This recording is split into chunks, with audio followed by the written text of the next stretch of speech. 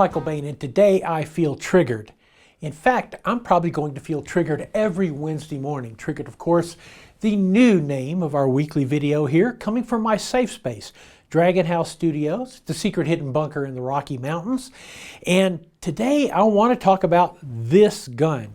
I love it when I get surprised, right? Because I have a lot of like cherubs and seraphim out there in the industry, and they come at night, whisper in my ear about things that are going on. And so at any given time, I think I have a pretty good idea what's going to happen. And then I get a notice from Ruger that says, hey, your Ruger-57 is on the way. And I say, okay, I'll bite. What's a Ruger-57? Basically a Ruger pistol in 5.7 by 28. One of the most controversial cartridges on earth. And the first thing I want to tell you is I just came back from the range with this 5.7. And boy, you can go through a lot of money really quickly. But first, let me take you through the gun. Let's talk about a little bit about the market for it. And then we're going to look at some comparisons of different guns that are also 5.7 by 28. But the most interesting thing to me is this is the least likely gun I expected Ruger to do. So I called them up, called up the executives I know and said, guys, what was the thought processes behind your coming up with a 5.7 by 28 pistol? To which they replied, I'm going to go to my brain over here to read it for you. Was the 5.7 pistol market small and therefore only served by an overpriced FN-57, or was the overpriced FN-57 keeping the 5.7 pistol market small? Who cares? That's my idea of a statement. But in short, what you have here is a single action, meaning a cocked and locked if you carry it, 20+1 pistol in 5.7 by 28. It's a glass-filled nylon frame, about 24 ounces, 24 and a half ounces. Let me give you a comparison. A Glock 17 is right at 22 ounces. And the FN-57, about which we just mentioned, is a little less than that, like 21 and a half ounces, something like that. The steel slide, of course, the slide is kind of cut out. There's a window cut out on the top to keep the slide very light. It has an excellent set of Ruger adjustable sights, including a fiber optic front sight, fully adjustable rear sight. The trigger is super. I mean, once again, this is a gun you're carrying cocked and locked, but the trigger is absolutely excellent on the gun. And you know how pissy I am about triggers. It has a ambi safety, and paddle safety here, much like in 1911, where God and John Browning intended a safety to be, thumb safety to be. You can reverse the magazine release. I found that the magazines dropped free really quickly. It's got the pick rail, so you can have lights, lasers, your aquarium bubbler, disco ball, whatever you're going to need to be able to put on that front rail. Oh gosh. Here's the cool thing.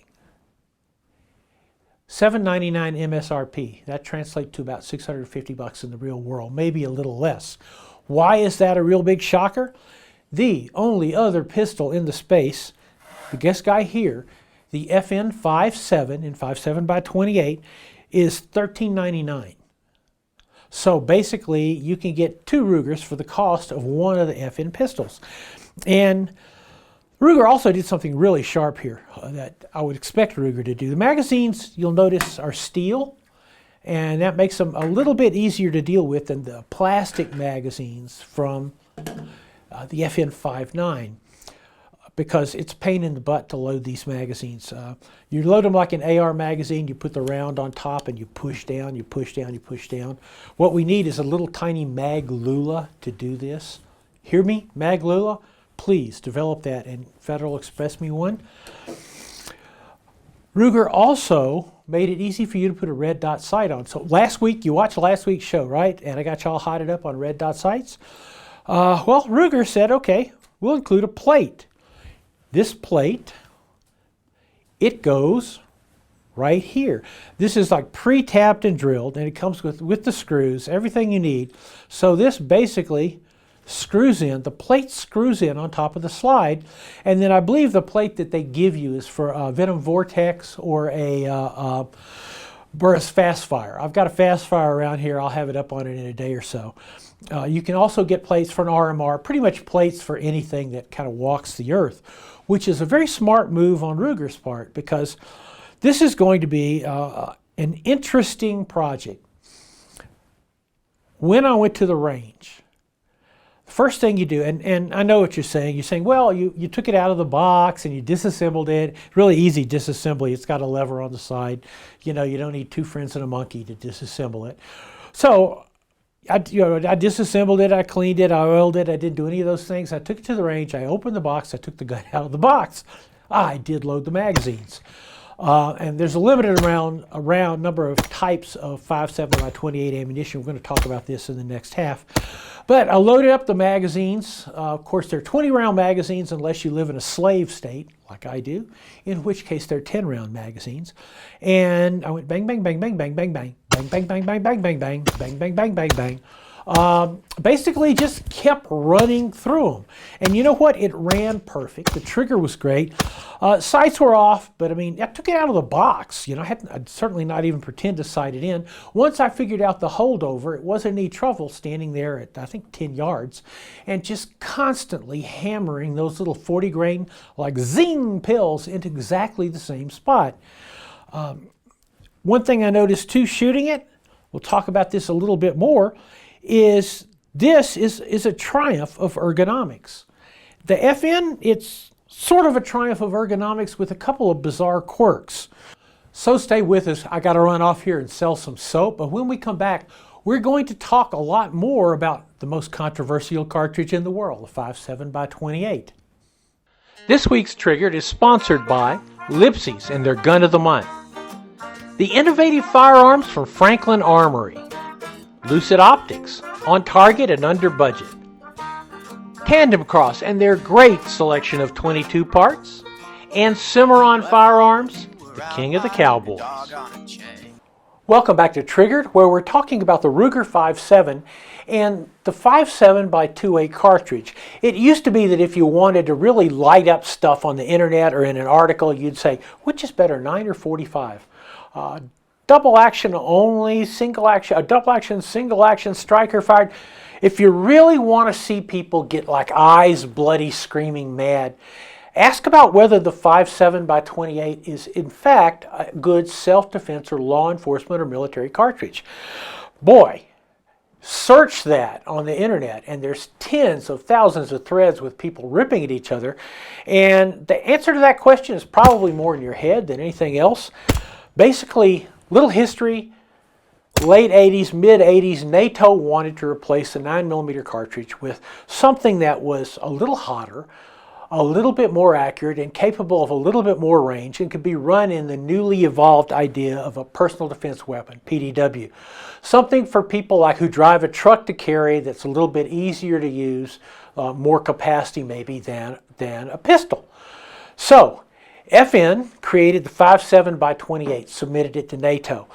NATO examiners, at the same time, Germany created the 4.6 by 30 because they're Germany, right, to run in their MP7, the replacement for the MP5. So the evaluators, the NATO evaluators from like Canada, the UK, US, a couple other countries came back and said, we really like the 5.7 by 28. And Germany said, fine.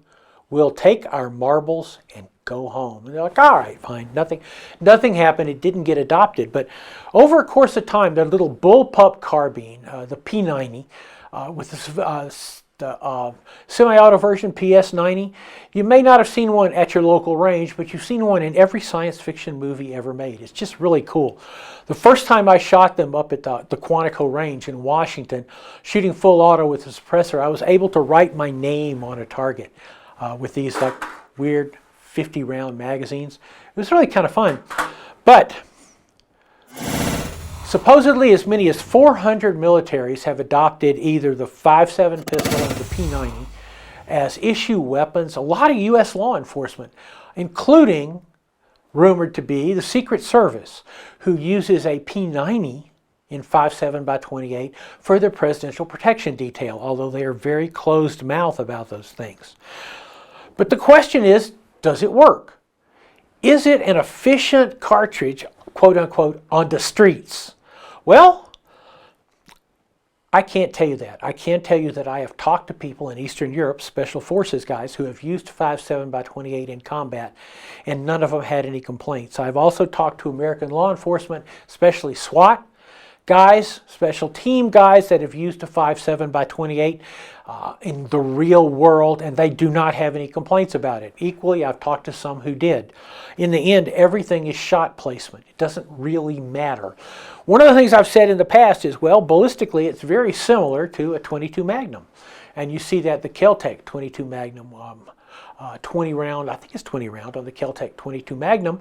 But in fact, the 5.7x28 delivers more energy. And what's held its back is, look at these two boxes here. This FN, this is Federal American Eagle full metal jacket. This is a Hornady VMAX 40, both of them 40 grain bullets.